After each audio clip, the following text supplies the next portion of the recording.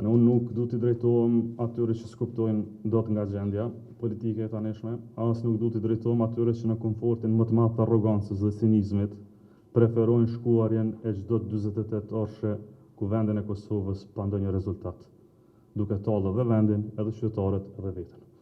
Unë du t'i flas atyre mendjeve dhe në lëvizjen me vendosje që kanë përgjegjësi për gjendjen e tanishme, që bëjmë përpjekje dalin nga kjo zgjidhje. Tani unë ballafaqohem dhe ne me dy lloj akuzash. Në njërin anë lëvizja vetëvendosje na thotë s'po vini tek ne pa PDK-n, në anën tjetër grupi opozitar na thotë s'po vini tek ne pa lëvizjen vetëvendosje. E kuptoni që kjo s'është tema, s'është qëllimi, s'është fare brenga jonë.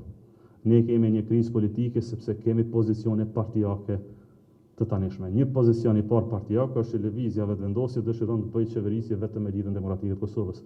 Për shkak të 4 viteve të fundit, për shkak të premtimeve elektorale, për shkak të dallimeve substanciale që i kemi në vlera, ky bashkëpunim ka qenë dhe është i pamundur.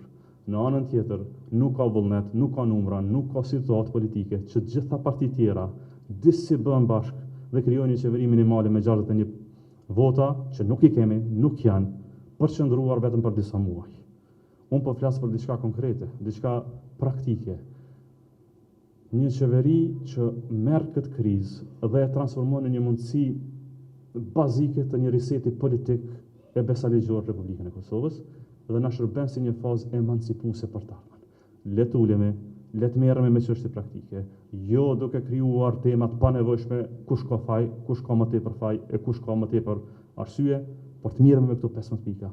Nëse këto 15 pika bëjnë jetën tënde, të familjes tënde, të qytetarëve të Kosovës më të mirë, për këtë duhet të jetë politika sot e Republikës Kosovës. Prandaj kam shtrirë dorën e bashkëpunimit, jo për koalicion qeverisës, po për kapërcim të një pengese historike që kemi politike brenda shqiptare dhe më gjerë dhe mes komuniteteve për krijimin e një platforme që na shërben të ndërtojmë një bazë mirë për të ardhmen e Kosovës. Unë nuk kam dëgjuar e nuk kam parë propozime tjera. Po them tani kështu, nëse ka propozime të mençura, pa konspiracione prapa, po do me sjell këtë, do ta sjellësh atë, na e bjerë disa numra aty siç po dëgjoj të tjerët, e ne më pas shohim se çka bëjmë. Kjo politikë ka vdekur. Kuptoni, jemi vitin 2025, duhet të sillemi me përgjegjësi. Fjala e dhënë, vlerat për të cilat bëjmë politikë kanë rëndësi. Ka shumë rëndësi. Nuk guxojmë të trajtojmë qytetarin tonë si një leck prej votash që na duhet çdo 4 vjet më pas kemi asnjë farë përgjegjësie. Le të ulemi bashkë, le të punojmë bashkë, le të emancipojmë dhe edukojmë. Dhe nëpërmjet këtij procesi dhe reformojmë skenën politike të Kosovës, e cila është zhytur në ndarje për plasje e akuzave të tilla, besojmë që i shërbejmë vendet dhe gjeneratave të ardhme. Do t'i përgjigjem gjitha pyetjeve, kemi kohë vetëm me rend. Patjetër. Tani kujt po ja prezantoj agjendën vendit tonë, qytetarëve tonë, partive politike patjetër. Partive politike parlamentare, liderëve të tyre. E drejta tyre është ta refuzojnë ose jo, e drejta jonë është ta insistojmë në atë që besojmë se është e drejtë. Ajo çfarë po bëjmë është nuk po pranojmë që ndrojmë vendin e njëjtë. Po bën 3 muaj, po nisemi drejt muajit të 4, partitë politike janë në pozicionet fillestare. Sikur LDK të mbeten në pozicionin fillestar të saj, kërkesa ime sot do të ishte duam qeveri me stabilitet, LDK të thejë qeverinë, apo ne më pas bëhemi bashkë. Ne kemi lënë interesin tonë vetanak. Asnjë kërkesë LDK se ka nga kjo qeveri unitetit, asnjë zero. Përveç pikave që i kemi prezantuar sot këto. Pra kemi bënë një lëvizje. Nëse kjo lëvizje jonë refuzohet, le të jetë e tillë, është e drejta jonë të insistojmë, të provojmë, sepse besojmë se do të ketë arsye dhe do të ketë arsye në një pikë caktuar. Sepse besojmë se s'mund të jemi kaq indiferent në mbledhje të pafundme të Kuvendit e Kosovës, pa qeveri me legitimitet, e me kriza të vazhdueshme qytetarëve të Kosovës, deksa kemi shndruar skenën politike në një show të trishtueshëm politik. Pra drejtën tonë duhet ta bëjmë. Sa i përket çështjes së zgjedhjeve, po mund të shkohet zgjedhje, po dhe për zgjedhje do të ulemi. Por është papërgjegjësi e madhe ndaj vendit. Shumë papërgjegjësi e madhe. Secili njeri në Kosovë që flet për zgjedhje të reja, e vazhdimësitë të krizës edhe pas zgjedhjeve të reja, nuk bën as përpjekjen më të vogël për të krijuar institucionet e Republikës Kosovës. Por shkojmë zgjedhje, nëse partitë tjera vendosin shkojnë zgjedhje, nuk është çështje kjo. Mos le të shkojmë zgjedhje. dhe më pas mos kemi legitimitet të plotë edhe për një vit tjetër. Dhe sa i përket konsultimet brendshme, nuk do dëgjoni nga kryetari i LDK-s atake sulme ndaj njerëzve të LDK-s, janë fundja njerëz që kanë prezantuar dhe propozuar vetë edhe në organet e partisë, se dikush s'është i përfshirë në trupat partijake, do të thotë që asnjëri prej tjerëve s'është përfshirë në konsultime. Ja thash fillim me 15 maj ne kemi pas grup përbashkët të kryesisë dhe të deputetëve me votë unanime. Është votuar ideja e tillë, është ideja ime, e konsultuar me në kryetarët e partive, e prezantuara para kryesisë, para deputetëve të komandit, më pas pikat e ndërtuar me ekspert programor të LDK-s. Ajo që unë dëshiroj të them është të gjithë ata që provojnë të sulmojnë LDK-n me terminologji të partive tjera, që gjejnë vullnetin disi 10 herë të flasin kundër LDK-s, e asnjë fjalë të vetme për gjitha të lashët të mundshme të një pushteti që s'ka as legitimitet, për gjitha krizat e mundshme.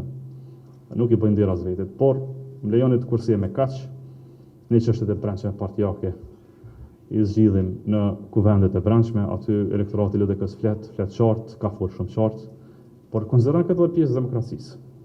Pra aq demokratike është LDK-ja, sa që edhe njerëzit që unë i propozoj i përdorin fjalët e partive tjera për të akuzuar partinë që unë po provoj ta ndërtoj e ta rikthej nga pozita ku e kanë lënë ata vetë.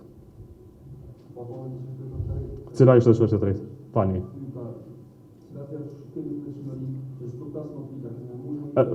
Patjetër. Shqyroni. Shqyroni, këto janë çështje programore. Unë besoj që ekspertët, njerëz politikë që mirën vesh me politika praktike, dinë ta bëjnë punën më mirë se politikanët dinë të bëjnë marrëveshje. Pra nëse themi që ne duhet ta bëjmë një strategji kombëtare të mbrojtjes, më besoni ushtarakët profesionistë të Republikës Kosovës do ta bënin shumë shpejt. Strategjinë. Nëse flasim për një strategji të arsimit, besoni se ekspertë më të mirë, për mësim tërditor, me politikanë që bëjnë këtë ekspertizë të qëllimshme, do ta bëjnë për këtë periudhë, është pengesa e inateve politike që nuk po lën vendet mirët me politika praktike. A kuptoni që ne 4 muajt e fundit flasim për faje të një procedure konstitutive dhe për një emrit përveçëm si kryetar të kuvendit ose jo, e më besoni janë me mira probleme qytetarëve të Kosovës që presin zgjidhje. Pra besoj që ne duhet jemi më optimistë sepse s'po flasim për shkencë raketore. Po flasim për disa pika në një delegacion shtetëror me 4 miliardë euro buxhet, me një qeveri me 20 ministri, me gjitha partitë politike, me ekspertët më të mirë për një periudhë kalimtare. Besoni që janë të mundshme, të lehta të bëshme, madje nuk janë as shumë ambicioze, por sa do dëshiroj unë të ishin. Shqyroni, e para, unë vazhdimisht dëgjoj deklarata në hallin e kuvendit, që më tepër janë ofenduese në çdo mendim që jepet se sa mendimtare. Dhe unë vërtet sfidoj politikanët e tillë që dalin para kamerave, të provojnë të japin një mendim edhe pa ofendu. Se bën. Mundesh me dhënë një mendim pa ofendu askënd. Edhe mundesh me thonë që ideja ju nuk më pëlqen për këto arsye, pa u fut fare në konspiracione, ofendime, sharje, se ju pa bëni këtë për shkak të saj. Mund të flasim edhe kështu, të provojmë. Është gjuhë shumë normale, civilizuese. Na duhet një udhëheqës si një qeveri të unitetit që përfaqëson unitetin. Që do të thotë kryetarët e partive politike duhet menjëherë të përjashtojnë veten nga një proces i tillë, sepse atëherë po flasim për një qeveri praktikisht jo të unitetit, por partijake. Derisa pjesëmarrësit në digasteret përkatëse, që mirën ekskluzivisht në pikat e kësaj agjende, duhet të jenë profesionistë dhe partijake dhe të jashtëm. Nuk mund të përjashtojmë a priori gjithë përfaqësuesit politik më të mirë që i kemi në parti politike, që besoj që ka shumë, secila parti politike, por në këtë rrethon, meqense po flasim për një gjendje kalimtare, do duhet të përfshinim dhe të tjerët jashtë Kosovës. Nuk kemi pika përjashtuese në këtë agjendë dhe natyrisht besoj se ka të tjerë që mund të sjellin dhe vlerështuar mbi këto pika ose pika të tjera. Për mua është shumë e rëndësishme rritja e pagave. Për mua është shumë e rëndësishme adresimi i krizës energjetike dhe për mua është shumë i rëndësishëm adresimi i çështjes së relacioneve të Kosovës me komunitetin ndërkombëtar dhe heqja e masave. Pra këto 3 pika janë të domosdoshme për gjendjen e një gjuhë të përbashkët për kapërcyer një krizë. Edhe pjesëmarrja në këtë qeveri nuk duhet bëhet per se për disa pozicione që rahatohen individ caktuar, por për krijimin e një bazamenti të shëndosh, jo vetëm për këto 10 muaj të ardhshëm, po më tepër për politikën që pason më tutje, sepse dakordohemi për disa çështje që janë të interesit nacional afatgjate, Dhe më pas se cila qeveri që vjen, e zotuar në këtë marrëveshje të unitetit, e ka shumë të qartë dhe të litë rrugën që do ta ndjek, pa debat politik shumë të përçarjes e të akuzave si që kemi pas tash sa vite. Jo, nuk shëqani, tani përgjigje zyrtare janë deklarimet, unë vazhdoj të konsideroj që ata refuzojnë, por më lejoni të insistoj që të reflektojnë e të pranojnë, ose të bëj thirrje nëse s'ju pëlqen diçka për këtyre pikave, më tregoni se çka po i pëlqen. Si mendoni dalni për kësaj zgjidhje fundja? Nuk mund të flasim për dalje nga kriza me insistime imponime të vjetra. Nuk do dalim kështu. Nëse s'na kanë mjaftuar 30 herë për ta kuptuar këtë gjë të tillë, sa herë do të na duhet? A jemi mbledhur pak 30 herë